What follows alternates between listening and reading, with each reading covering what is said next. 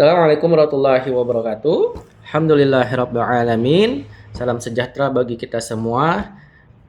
Perkenalkan, nama saya Fauzi Al-Furqan Zuhri, jurusan Ilmu Pemerintahan, Fakultas Hukum Ilmu Sosial dan Politik, Universitas Terbuka.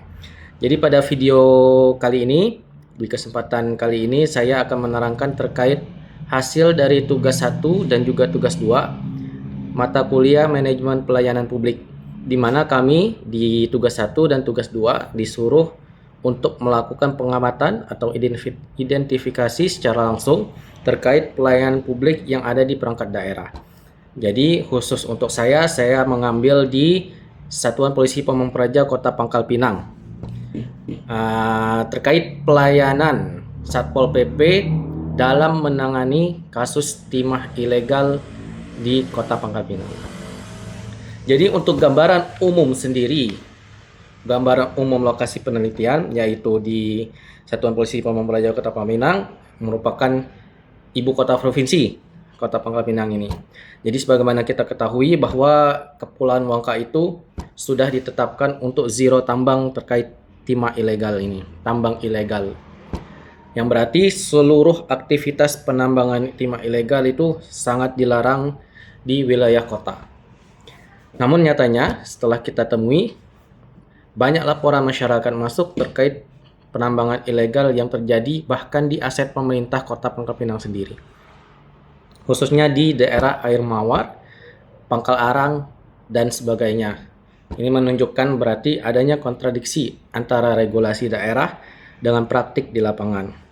Untuk itu, saya akan membahas permasalahan yakni kurang optimalnya penertiban tambang ilegal di Pangkal Pinang yang merupakan termasuk di dalamnya ada peran Satpol PP. Kita menggarisbawahi untuk peran Satpol PP, yaitu ada 3 poin. Pertama poinnya yaitu rendahnya kualitas responsivitas. Sebenarnya Satpol PP sudah menunjukkan upaya responsif dengan melakukan razia setelah adanya laporan masyarakat.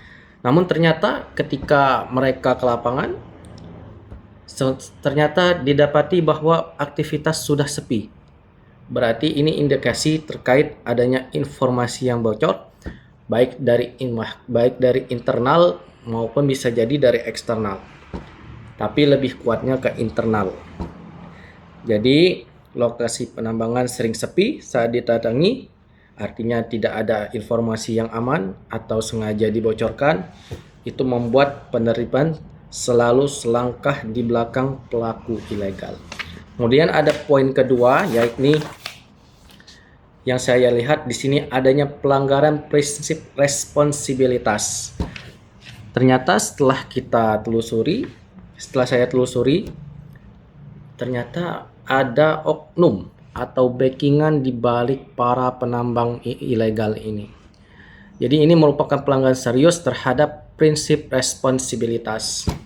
Kemudian kegagalan yang berulang, penertiban itu selalu gagal, maka tidak memberikan efek jera, menunjukkan itu bisa jadi adalah kegagalan institusi untuk sepenuhnya bertanggung jawab atas mandatnya sebagai penegak perda.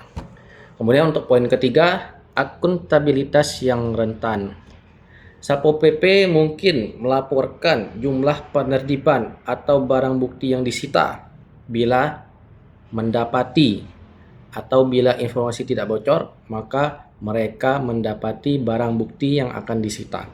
Namun kegagalan berkelanjutan untuk menghentikan tambang ilegal secara permanen menimbulkan keraguan publik atas akuntabilitas kerja di Satuan Polisi Pamong Praja Kota Pangkal Pinang.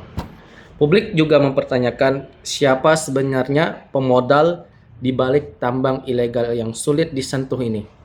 Mengapa penegakan hukum yang dilakukan oleh PPNS maupun kepolisian tidak memberikan efek jera?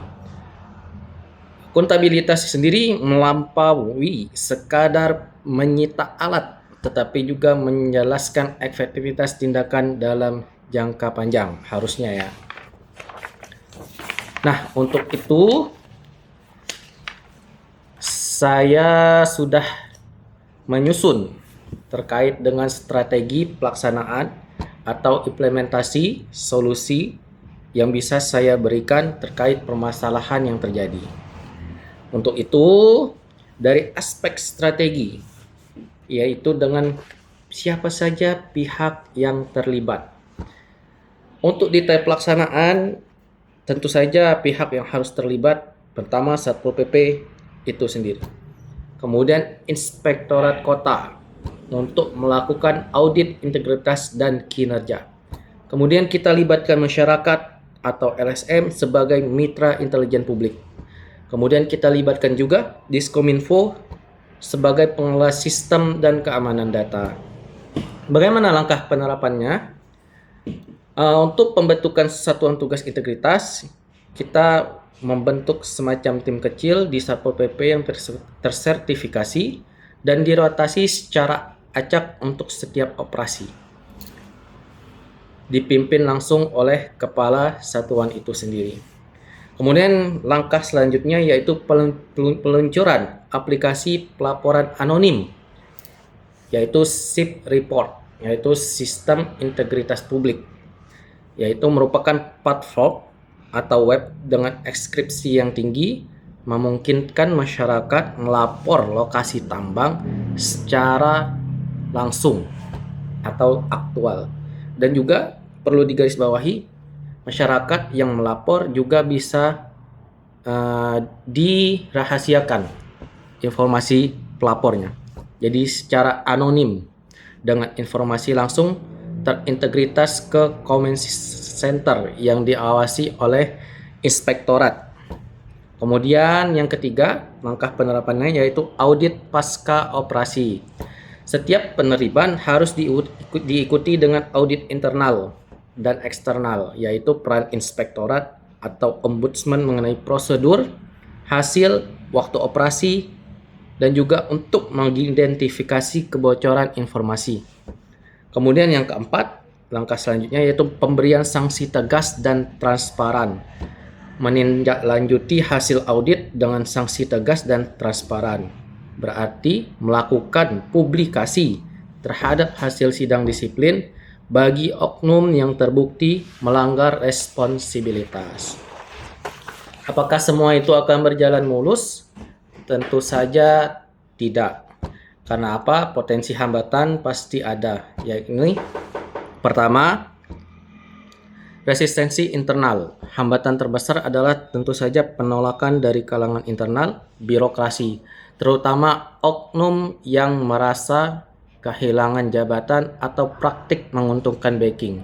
Artinya orang-orang yang diuntungkan itu artinya punya kepentingan di dalam situ, tentu saja merasa terganggu dengan hal-hal yang sudah saya sampaikan terkait langkah-langkah penerapan untuk membantu agar lebih efektif dan efisien bagi Satpol PP. Kemudian tentu saja yang kedua, poin kedua untuk potensi hambatan, keterbatasan anggaran dan sumber daya manusia. Tentu saja untuk membuat suatu sistem yang aman dan SDM PPNS yang memadai, tentu saja butuh dana untuk melakukan hal tersebut. Kemudian potensi hambatan yang ketiga yaitu kepercayaan publik. Membutuhkan waktu yang lama untuk mengembalikan tingkat kepercayaan publik, terutama setelah dugaan maladministrasi dan korupsi yang berulang. Jadi untuk statement publik sendiri yang beredar di sekitar masyarakat Kota Pangalengan bahwa sebenarnya Satpol PP ini nggak becus kerjanya. Namun nyatanya bukan nggak becus, ternyata ada sinyalir oknum-oknum melakukan yang namanya pungli bisa jadi, ataupun korupsi, ataupun mengkhianati dari proses interaksi untuk menangkap para penambang ilegal tersebut. Jadi untuk itu semoga langkah-langkah atau penerapan yang sudah saya berikan ini bisa jadi semacam simbol penerapan untuk bisa menjadi sumber baru ataupun pencerah untuk kedepannya agar Satpol PP bisa lebih baik lagi. Untuk itu kita masuk ke kesimpulan akhir. Untuk permasalahan kurang optimalnya penerbitan tambang ilegal oleh Satpol PP adalah masalah struktural manajerial yang melampaui kendala teknis operasional. Masalah utama berpusat pada kegagalan responsibilitas yang kemudian berdampak pada rendahnya kualitas responsivitas dan menimbulkan keraguan publik terhadap akuntabilitas kinerja institusi.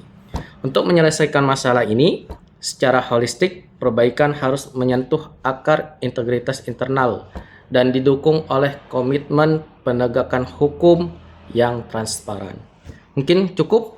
Mohon maaf apabila ada kejanggalan, kesalahan, ataupun penyampaian yang kurang. Cukup sekian dari saya. Terima kasih atas perhatiannya. Saya tutup. Wassalamualaikum warahmatullahi wabarakatuh. Selamat sore, selamat berjuang. Sampai jumpa pada pertemuan berikutnya. Salam.